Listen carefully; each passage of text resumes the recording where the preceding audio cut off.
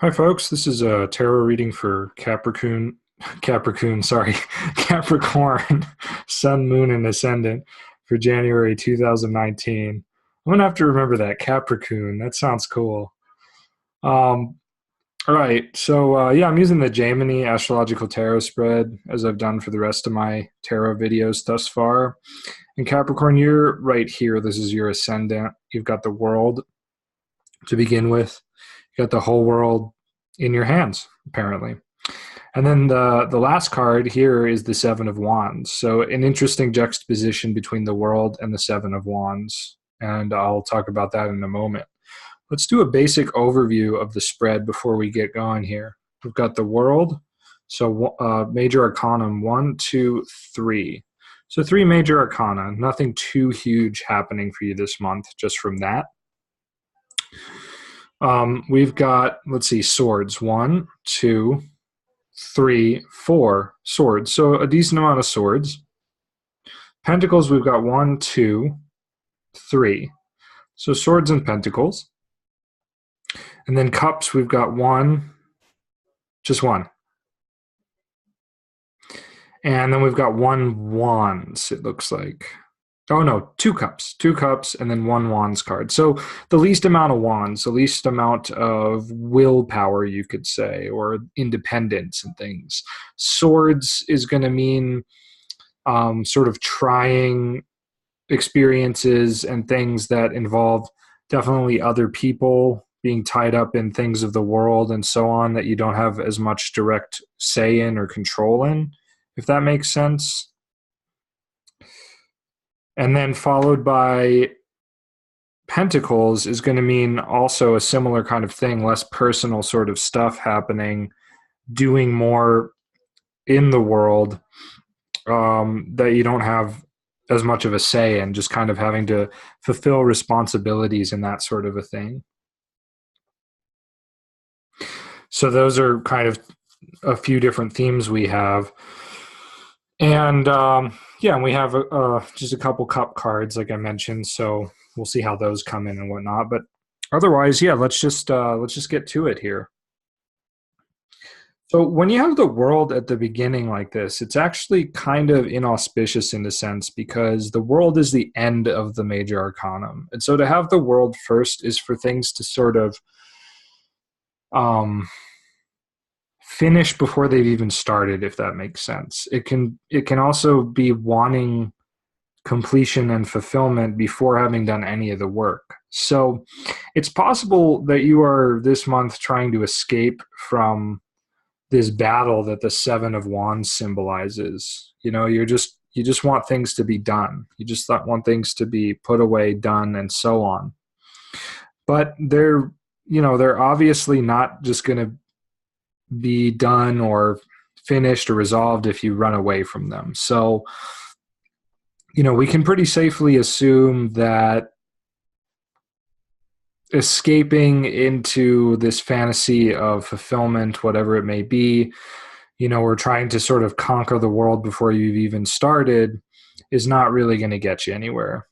And aspecting the ascendant is the 3 of Pentacles, the 9 of Pentacles, and the 2 of Swords. So we've got these Pentacle cards heavily influencing, and the 3 of Pentacles is definitely like the work to be done with others. It's also just being responsible for what you need to do, because they're building a cathedral here, which is a community effort. It's something way beyond any of them individually. And then the 9 here would suggest that maybe on some level your personal life is getting somehow disrupted in a sense, or is coming in and disrupting this. Like this card, I say personal life because I mean like this card wants to just sort of escape into the wilderness and not necessarily deal with anything too concrete. It's a beautiful, wonderful card, but in this context, it's sort of just feeding a mentality of escapism. And, what is she dwelling on? She's dwelling on, well, obviously the bird, but she's looking towards the 10 of Cups. So this desire for like total and complete happiness and success and harmony, which is in your 4th house. and which is arguably something that maybe you already have, so maybe you're just wanting to escape in that from work and whatnot, because Capricorn is the natural 10th house, very hardworking and so on. And your 10th house is interesting because it's got the High Priestess, which is kind of a card symbolizing a certain level of inactivity in your work life. And so again, maybe it's about escaping into this vision of things, whether real or imagined, whether you just want to spend more time with your family and not do the work that you are kind of needing to do, something to that degree. The High Priestess in the 10th too is kind of an invitation as well to approach your work differently, approach your actions from a more passive, receptive frame of mind, your work and your actions in the world, that is, sorry. It's surrounded by 2 swords cards on either side, and it's aspected by the Page of Swords along with these pentacle cards we saw earlier aspecting the world. So I think the abundance of swords influence is probably very arresting, It's very much not wanting to deal with whatever is going on in your public professional life on some level, or being not sure how to deal with it, or feeling kind of trapped by it. There is perhaps some sort of riddle or confusion about how to proceed for you this month in your work life. Though you kind of have, again, these 2 paths, the one sort of isolating yourself and retreating into kind of the personal pleasures or whatever that come with having a lot of abundance, versus actually going out and working with other people, working towards something beyond just yourself and your own gains. If you've got this much abundance happening, this 10 and this 9 here, both in very auspicious houses, right? The 4th house and the 5th house, signifying sort of supreme luck and happiness. If you've already got those things, then the question becomes like, what do you do next? Where do you go next with it?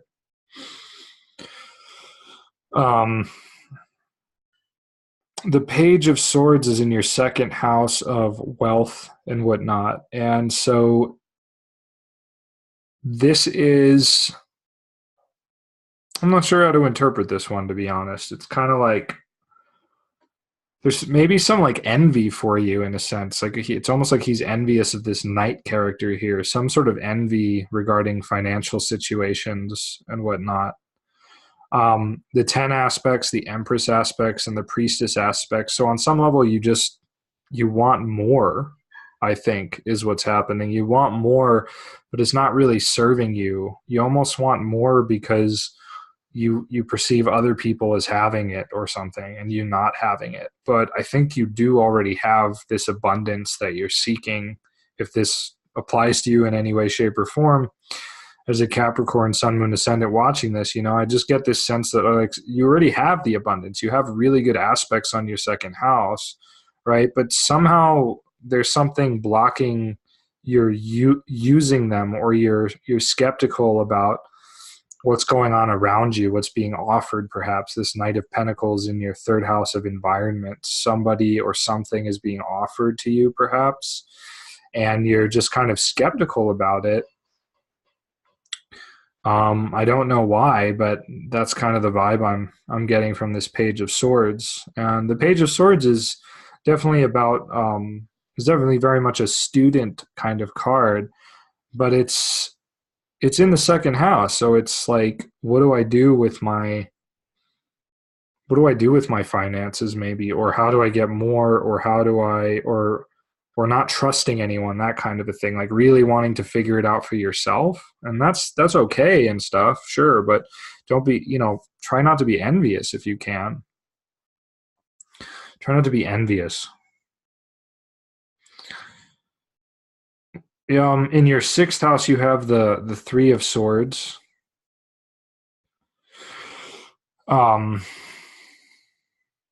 Oftentimes considered one of the most negative cards, but it's really just about, in this sense, I would say it's about destroying your attachment to whatever obstacles you may have, in a sense. Sometimes we can become attached to our obstacles in an unhealthy manner. And so this is kind of your obstacles getting obliterated, but it's not exactly going to be easy for you to digest emotionally.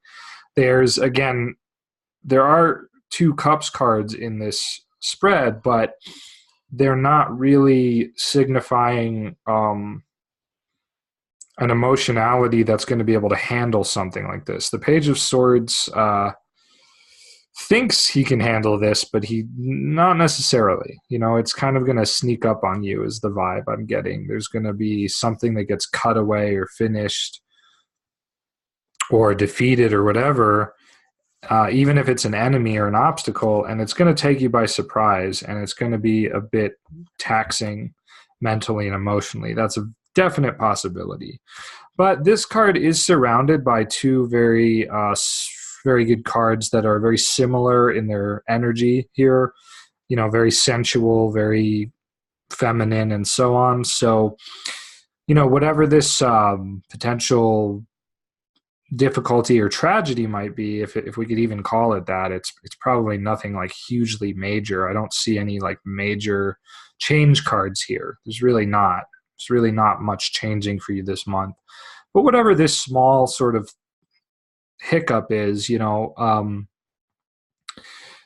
I think, you've got plenty of good fortune on your side, but here's the thing, is they're both looking away from this, the characters in the pictures. So it may be something you're trying to avoid, a conflict avoidance. And again, here is this conflict, this fending off of things, and it's just not really, it's almost like being attached to one's obstacles or one's foes or one's battles and that kind of a thing, while at the same time wanting to escape them, wanting to just like circumvent them, but not really dealing with them head on. The Page of Swords, he's like trying to figure out how to act, how to behave, but he's not really doing anything yet.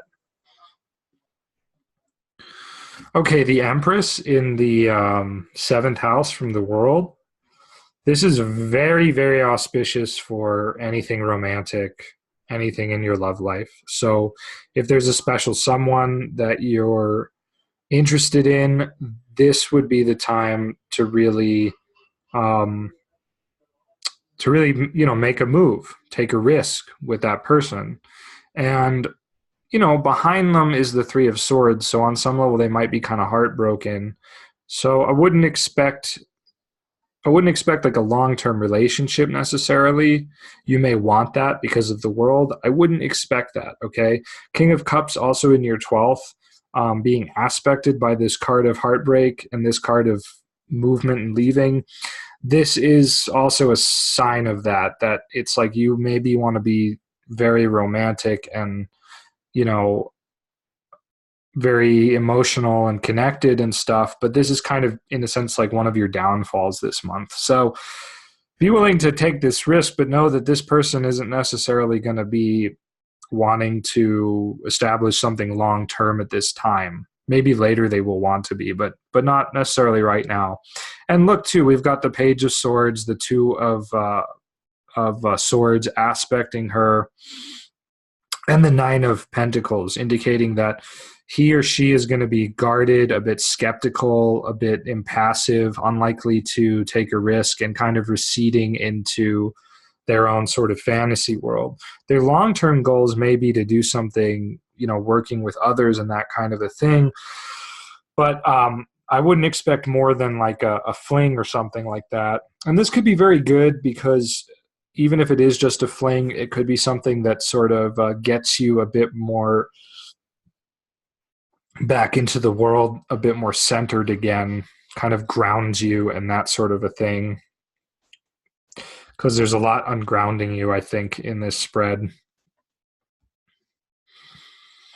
Okay, yeah, the 8th house is the 3 of Pentacles, which was already discussed. And I think that on some level, it's sort of like a trepidation or a fear to work with others and to like kind of lose some of your independence and autonomy and allow like the group collaboration or the community effort to sort of overtake you a bit.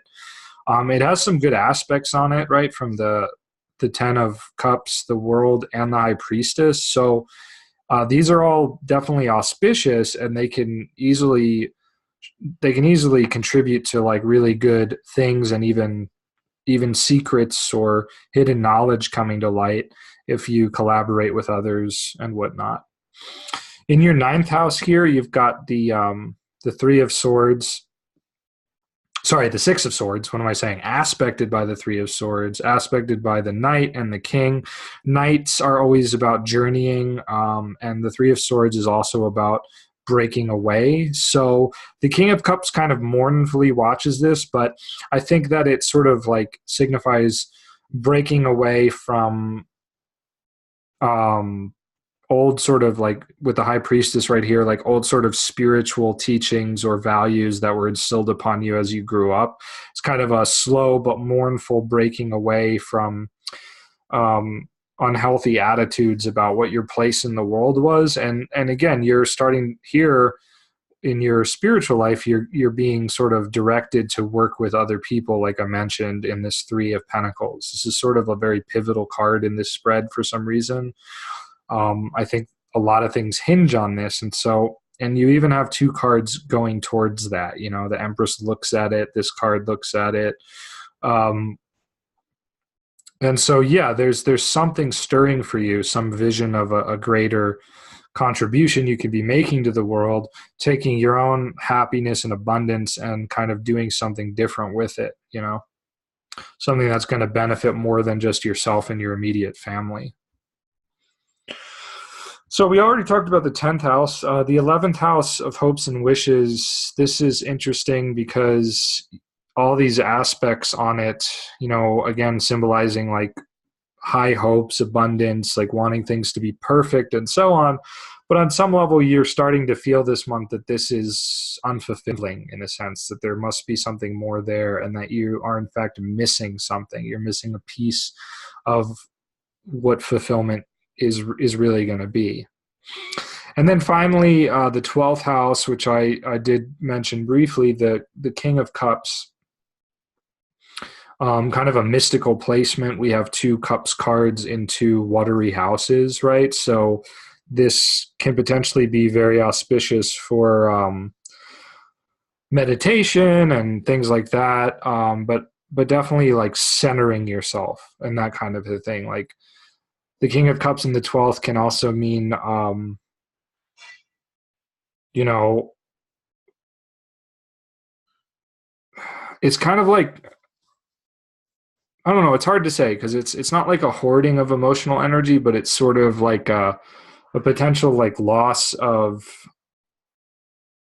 emotional certainty and grounding, possibly just because of stagnation or not really progressing anywhere, like being caught in kind of this cycle of trying to be like heroic or emotionally heroic or something like that. I don't know. I just get this kind of loose vibe from it, but it's potentially very like mystical sort of placement to me. You know, I don't know. I'm sorry. I'm kind of nothing else is really coming. I just have this loose sense that there's something mystical about that. I wish I could tell you what or why, but maybe it just means like go do some more meditation or contemplation, or be willing to like do some dream work stuff too. It would be good for dream work. That's for sure. Yeah, definitely dream work. So I'll kind of just leave it at that. I guess perhaps the deeper meaning of this month for you is to be summed up as like be willing to move on from your conflicts and whatever you're fighting, and be willing to, well, not just move on, but confront them and then move on, and be willing to take all of the great things you have, and instead of being like envious of what other people have or you think they may have, be willing to do something with it, with all of your power and abundance that's going to benefit other people. And actually, yeah, the King of Cups in the 12th too can also symbolize like somebody who devotes themselves to some kind of crisis or service to a greater crisis, something that brings them beyond themselves, sort of like some degree of self-sacrifice, but in a way that's actually selfless, where you're not hoping to gain something from it, because you already appear to have a lot of abundance this month. So finding a way to share it and go the next step with it is sort of the major theme for you, and not getting too caught up in perfection, like some kind of supreme perfection that interferes with you actually starting a project or a venture. If you're too concerned with the end result, you may never start it, that kind of a thing. Okay, great. So Capricorns watching this, I hope that was helpful, and please hit like and subscribe and share this video, and check out my website for individualized readings and more. Okay, have a great new year.